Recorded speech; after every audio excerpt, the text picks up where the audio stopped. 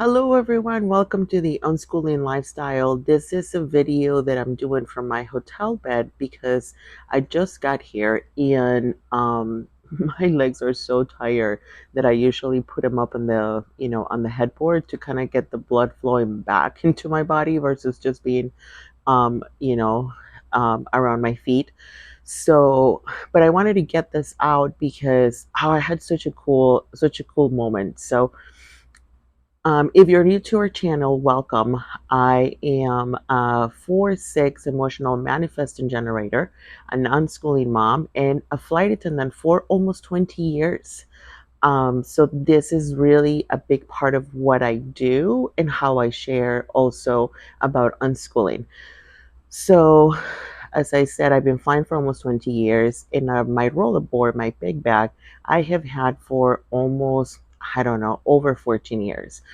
Throughout the years, I replaced the wheels and the handles, kind of took care of it as better as I could. But I was telling people the last time that I used that bag, I actually have spent more time with my rollerboard than I have spent time with my husband because the rollerboard is always with me, even when I'm home.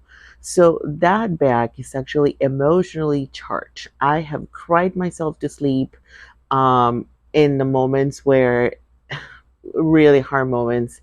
I have been really, really happy. I have been really, really excited about new beginnings and stuff like that while being around that bag. So changing the bag was pretty hard.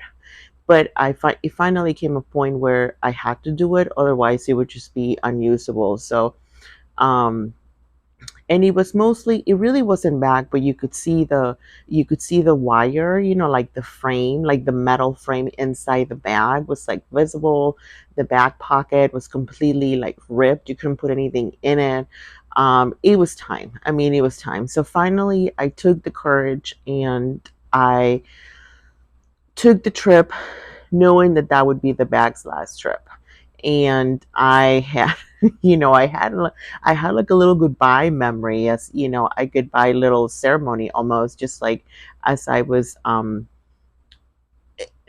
it was the last time that bag was going to be used, right? And the last layover, the last hotel, da da da da da. And today was the first flight, my first trip with my new bag. So, but what that really made me think was about the shifts we go through and how long we hold on to stuff and to things that were giving us a hard time. For example, my old bag was really hard to pull on carpet, and I think it's because it needed new wheels. But I went through that because I honestly refused to change my bag. Travel Pro is the maker of my bag, and Travel Pro used to be just for crew, just for flight attendants and pilots and whatnot. And at some point, sometime in the, I don't know, so I started flying in 2005. So sometime maybe 2010, 2011, they started doing commercial bags for different places like Macy's and TJ Maxx and whatnot. And the color of their zippers were started to be, they were silver. The ones for crew were always black. So you could tell which bag was like, crew bag, right? Uh, and it felt like their quality had changed at that point. So I was like, no, no, I'm sticking with my bag. It doesn't matter that it's giving me a hard time. I'm just sticking with my bag, and that's that. And I honestly have been thinking about getting a new bag almost every year the last 5 years, but I refuse to change it. So fast forward to really had to do it. And honestly, my bag is so nice. So the handle is a little more ergonomic. It has more pockets, like storage wise, inside the bag. Whereas before it was just like a big open square, like you just put stuff in it. But this one has like more sections and zippers, and it just feels a little bit lighter, and he feels a little bit friendlier. The wheels are super smooth. So honestly don't know whose idea was to put carpet on airports, but it's super hard for the bags. Um, so here I'm getting to the unschooling portion of this video. It is that if you're holding on to your school system, your school area, the thought of going to school because you feel that you're better off with the old bag, I am here to tell you, just give something else a try. It doesn't have to be permanent. The fact that you choose to do some sort of alternative education, it doesn't make it permanent. It just makes it available and for you to try out. You can always go back to your old bag. I mean, I can always go back to my old bag because I still have it. If I choose to, I could probably fix it and bring it back out on the road. Same thing with school. If you are even thinking about it, just give something else a try.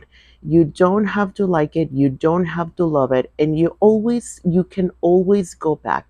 There's nothing wrong with going back to something that perhaps made you comfortable and now you gave something else a try and you're not happy or something happened. It's okay. But the point is, it doesn't always have to be like that, right? Things change, like my handle used to be completely flat, and now it has a more ergonomic design, so it feels better on my hand. So as different things become valuable for people, then so does the offerings that are available for you all. So look around your community. They are amazing people doing fantastic work.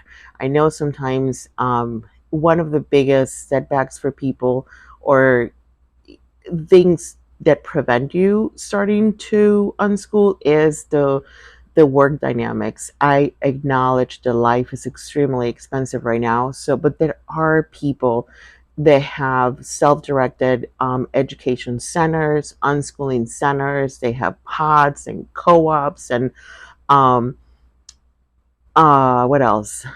Groups, and there are just so many choices. The post-pandemic explosion of choices, it's incredible. So don't stick with your old bag if you know it's not giving you what you need.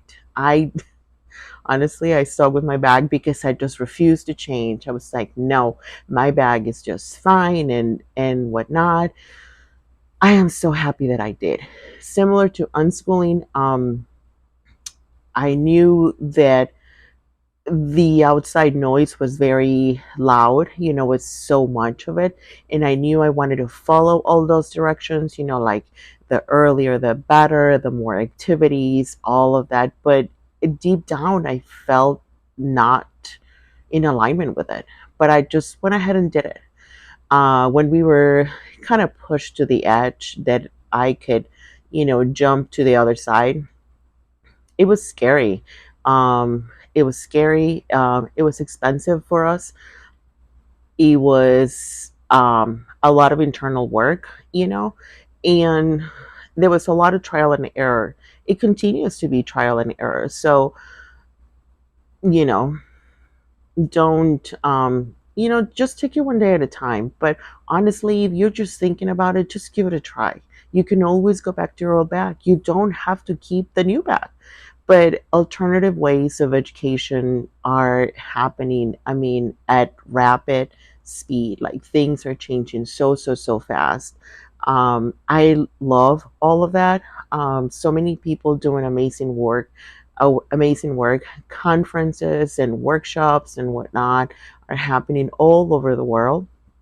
So just take it one day at a time and know that you can always go back because nothing has to be permanent if you don't want it to be. Uh, so there it is, my story. I am a story person. They come together. Hopefully, I'll become a better storyteller as I get more experience. But you can see my brush over there, like a little bit. Sorry. Um, but yeah, don't be afraid to change your bags. It's okay. You can always go back to the old ones. You don't have to get rid of them. But I think the systems that we have in place will be changing, are changing. So do what works for you and your family, especially your beautiful children. And this life is too short. So I hope you're making it count. Take care. Bye.